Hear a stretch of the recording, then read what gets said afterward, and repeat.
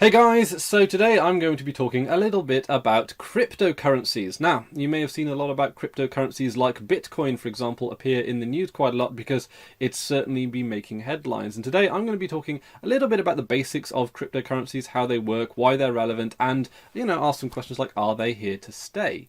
Now, this is going to be quite a rambly type of vlog, and I'm not really going to be using very many visual cues. So feel free to pop open a tab on your Google Chrome or your Firefox and have a look at maybe your favorite photo blog or Tumblr, because you can just listen to me go on and not really miss anything.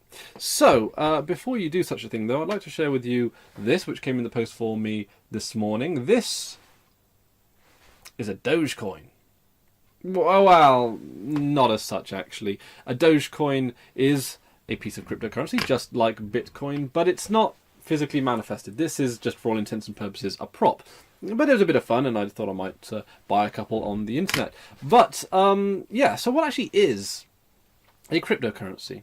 Well, for all intents and purposes, it's a string of information that we've attributed a physical value to. And that is kind of, well, what currency is. It's a thing that we've attributed value to. Gold or silver, or sometimes it's just like a word or a concept, like the kind of currencies Great British Pound Sterling and the United States dollar have.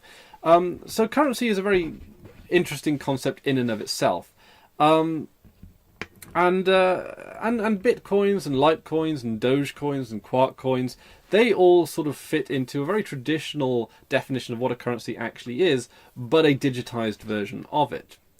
So how does it work really? Well, a good simile or a good metaphor for it is that it works in a very similar way to PayPal. You have a wallet, and you can put various currencies into your various wallets, different wallets for different currencies, and then you can use that wallet to transfer your currency to someone else. And it works about as simple as that. So what are the differences between the different currencies? Well, Bitcoin is, of course, the origin of cryptocurrencies, but out of that grew Litecoin, which is often seen as silver to Bitcoin's gold. We've seen Dogecoin, which is based on the rather humorous Doge meme, which, if you are unfamiliar with, look it up on Reddit or Tumblr, because it's good for a laugh. In fact, the idea that when we often discuss currencies online, and it's interesting and funny that people still speak in the Doge talk, which is how it's just a funny way of talking, basically. And it's interesting to talk about economic concepts, but in Doge talk. It's very interesting. Dogecoin, of course, is made popular. This is one because it was the fundraising currency used to get the Jamaican bobsleigh team to the recent Winter Olympics, which is quite interesting. And the quark coin, which is, again, a very interesting coin. It's the developers behind quark coin wanted a coin that could be minted by anyone regardless of their hardware, or at least their hardware being a secondary factor. Which leads me on to another question. How are cryptocurrencies minted? Well, all cryptocurrencies are minted by us. Anyone who wants to. Anyone who's got a machine, a computer, preferably with a decent graphics card or processor, can actually make money.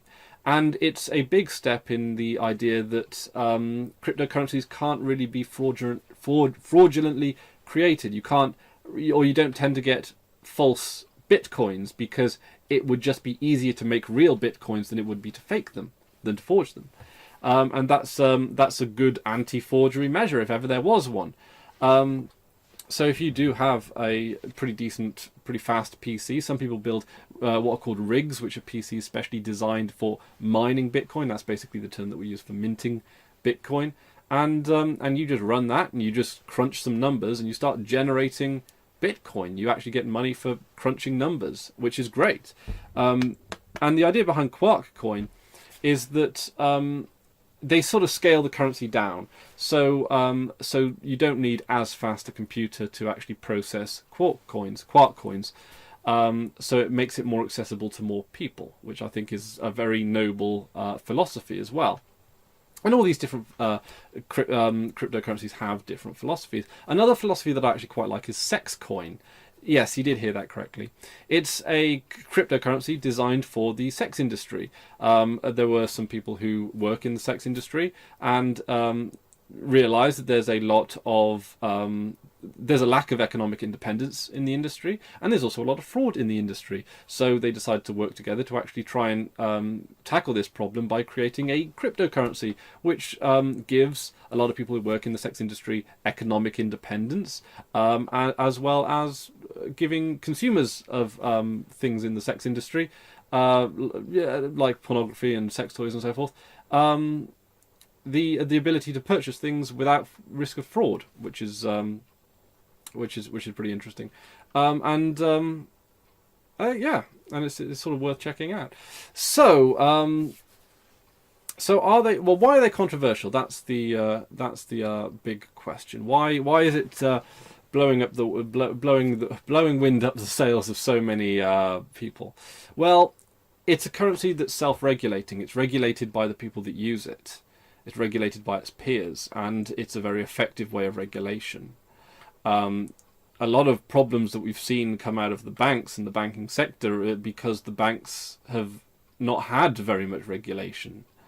So to have a currency that's as regulated as diligently as cryptocurrencies, but by each other rather than any kind of regulation authority, rather than any banks or rather than any governments, being able to regulate ourselves en masse using, of course, the internet, which is a great way of moving information around very quickly, makes it ideal. But it also takes a lot of power out of the hands of the governments and and out of the hands of corporations, and that is scary to governments and corporations, that people may find a way to become economically independent of them. The idea that we may no longer be as easily controlled by the use of hostile economics. Just a thought. So what does this mean, and what does it certainly mean in the long term? Well, cryptocurrencies will almost certainly have to adapt. Anything that gets integrated into mainstream culture has to adapt. Anything that's going to stand the test of time has to adapt. Evolution has taught us that more over anything else. So how adaptable is Bitcoin? How adaptable are cryptocurrencies? And the answer is very. The fact that you can have over 200 cryptocurrencies spring up practically overnight says how easy and diverse the cryptocurrency market is. In fact, I personally believe, and I'm certainly not an economics expert, but I personally believe that cryptocurrencies will not survive if it isn't a diverse marketplace. If we don't see all these different philosophies able to operate within an economy, whether or not it's industry-specific currencies like sex coin, and I'm sure we'll see other industry-specific coins as well, maybe like video game coin and so forth. And whether or not it's ones with certain political philosophies like Quark coin, where they want to make it more accessible to people who don't have high-end computer hardware. Or whether or not it's just general use currencies like Bitcoin and Litecoin. Whether or not it's people that just want to have a bit of fun like Dogecoin. I really like Dogecoin, and no small reason as to why I'm interested in it is because it's fun. It's about as simple as that. It makes economics fun. There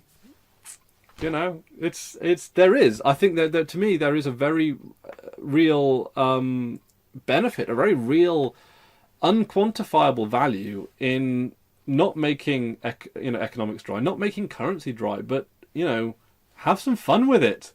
Much fun! Wow! So it's going to adapt. Bitcoin might not be here in 20, 40, 50 years' time, but Litecoin might.